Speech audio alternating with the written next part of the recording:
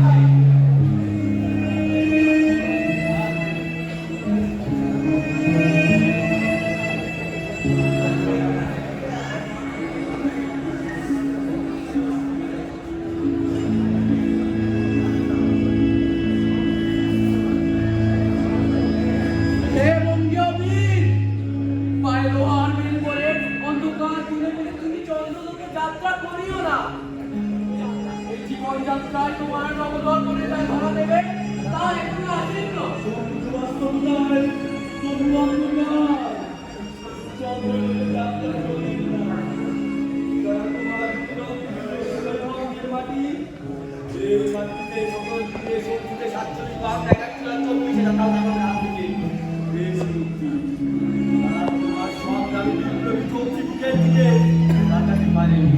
তুমি তো মুক্তির বিপ্লবের পথে সন্ধান দিয়ে এসেছিলে। তোমার মুক্ত জানাই নিজেদের বঙ্গমের স্বাধীনতা আর মানুষের নবজাগরণের অধিকার। বঙ্গীয় হাজার বছরের বাঙালি প্রাণ খুলে গাইবে গান। বাইরের বাজারে ফসলের নাচনে গলায় ডুবে ফসল, তবে তাদের দাসত্ব থেকে নয়, নিজের জমিতে নিজের ফসলে। পলাশী রামপালের শেষ অস্তমিত সূর্য আবার আলো দেবে তোমার নবদল মনে। কালের কালান্তর থেকে উঠে এসে বীর কিন্তু বীর। নাগমণির বিষাক্ত নাগপাল নিক্ষেপ করো ওই শ্বেতাঙ্গদের দেহে আর মস্তিষ্কে, আর তাদের ধ্বংস করো যারা রক্তে বঙ্গীয় কিন্তু ব্রিটিশ সাম্রাজ্যের হাতিয়ার। যারা নারীকে করে হরণ নিপীড়ন, ঘরের অন্তরে করে রাখে বন্দী।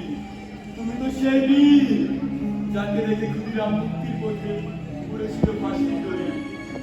সরকারি বিপ্লবী ব্রিটিশ আন্দোলনের বিপর্যয়ী তোমাকে দেখে আমরা সকল শিশুদের বিরুদ্ধে কবর করি। পিতৃকে প্রতিবাদে পূর্ণ করি। নীলাম আলোয় তুমি বলো তোমার সকল ব্যথা। পৃথিবীর নির্যাতিত মানুষেরা কাঁপে কুলহারা হয়ে তুমি আসতে বলে তোমায় আহ্বান করি গ্রহের আগুনে লাল হয়ে বহু বছর আগে যে তুমি এসেছিলে সেই তুমি আইসা এই মঙ্গলকে তোমায় আহ্বান করি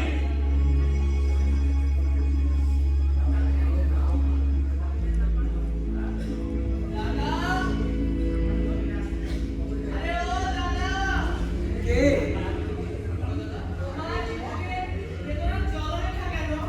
তোর জন্য রে, ওই শ্বেতাঙ্গ দাতাল দানবেরা তোর গলায় যে ফাঁসির দড়ি ঝুলিয়েছিল তাতে তাতে মোমে পান্ডুটা দিয়েছিল, যেমনটা তোর দিদি কাদা মাথা শরীর ধুয়ে গেছে সরিষার তেল দিয়ে দিত, কপালে দিত কাজলের টিপ। প্রাণখানি নিতে পেরেছিল তো? প্রাণ নিলে কি প্রাণের মানুষের দেখানো পথে হাঁটতে পারি? ইংরেজি ম্যাজিস্ট্রেট কাঠ করে আমাকে প্রশ্ন করেছিল। আমি বললাম না, তবে বোন কিভাবে বানাতে হয় তা জানি, বোন কিভাবে বাঁধতে হয় জানি। তুই তোর গলায় চিকন করে ওটা কিসের তাকে? জানি না গো দাদা, তবে অসুখের ভয়ে মা কি ছাই পাশে লতা সুতো দিয়ে বেঁধে রাখতো আর বলতো, ও খুদি কাছে আয়, তোর গলায় বেঁধে দিয়ে অর্জুনার স্বর্ণলতি, গলা খালি রাখলে অসুখে পড়বি যে। ফাঁসির সময় মার কথা খুব মনে পড়ে যায়। ফাঁসির আগে আমি ওদের অনেক করে বলেছিলাম আমার গলার মালাখানি খুলে নাও, ওরা সময় নষ্ট হবে বলে গলা থেকে মালাখানি খুলে নাই, অথবা আমার বেঁচে থাকার সময়সীমা কাল অতিক্রম করলে তত বেশি দীর্ঘশ্বাস বাতাসে মিশে যাবে, যে দীর্ঘশ্বাস ঝড় হয়ে আসলে ক্ষমতার চেয়ার উড়ে যাবে এই ভয়ে। আচ্ছা দাদা, মা খুব কেঁদেছিল আমার জন্য না? শুধু মা না রে খুদি, বঙ্গভূমির প্রতিটা মানুষ সেদিন কেঁদেছিল। শুধু কাঁদেনি তারা যারা এই বঙ্গভূমির কোনোদিন ছিলই না, অথবা বঙ্গভূমির হয়েও তারা ছিল অন্যের পোষা কুকুর। তুই কাঁদিস না ভাই আমার, সব শোষকেরই একদিন পতন হয়। আমি কাঁদি না দাদা, মিলনের অন্তে বিচ্ছেদ হয়, জীবনের অন্তে মরণ হয়। মানুষ অদৃশ্য স্থান থেকে এসে আবার অদৃশ্য স্থানে হারিয়ে যায়। তোমাকে যারা এই অন্ধকার ছেলে আটকে রেখেছে তাদের কাজ শেষ করো দাদা। করতেই হবে।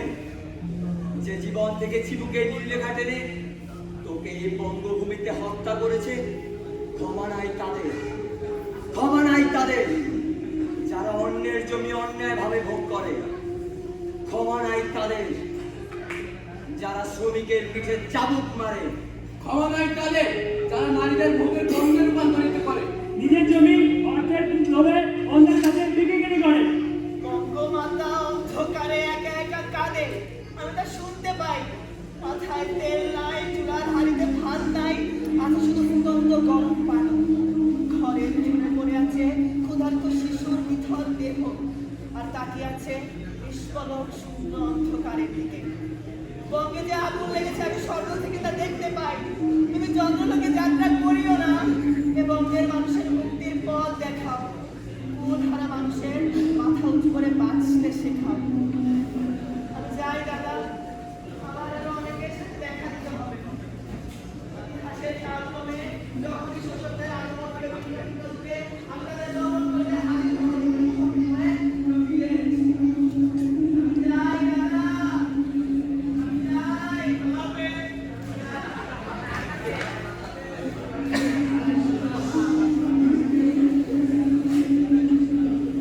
জমিদারের রক্ত দ্বারা সহ্য হয় না ভাই। পেটে ভাত নাই, বিজ্ঞানের কাপড় নাই, রাস্তা থেকে কি কইরা পছন্দ বলা দিয়ে পারি না। জমিন আছে, শস্য নাই, আসমানে মেঘ আছে, বৃষ্টি নাই, শরীরে তো তাকত আছে, মনে শক্তি নাই।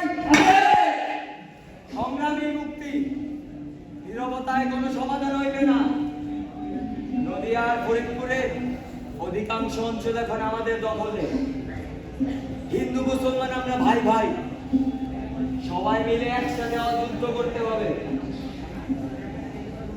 ভাইয়েরা আমার, সবাই একটা কথা মনে রাখবা, দেওয়ালে একবার পিঠ ঠেকা গেলে আর পেছানো যায় না, সামনে আগাইতেই হয়। আমরা যুদ্ধ করব, সবাই আসেন তো আমার সাথে। কিন্তু জমিতে তো কয়া দিছে ধানের জমিতে নির্যাস করতে হইব। ইংরেজের হুকুম না মানিলে শুনে সামনা থাকবো না। খিদার চিৎকার শুনবা? ধানি জমিনে নির্যাস কেন করবা? এই জমিন আল্লাহর, আল্লাহর জমিনে অন্য কারোর শাসন চলবে না। আমাদের জমিনে আমরা ফসল ফলাবো, প্রয়োজনে বুক দিয়ে নিজেদের অধিকার আদায় কইরা দেবো।